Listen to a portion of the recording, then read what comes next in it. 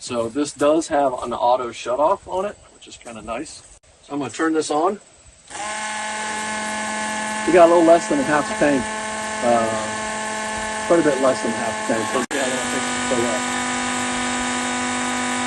I could fill up a 16-gallon tank in like a matter of a minute. That's it. So it takes a little bit of time to stow it. Not a whole big deal, but now we're filled up and ready to roll.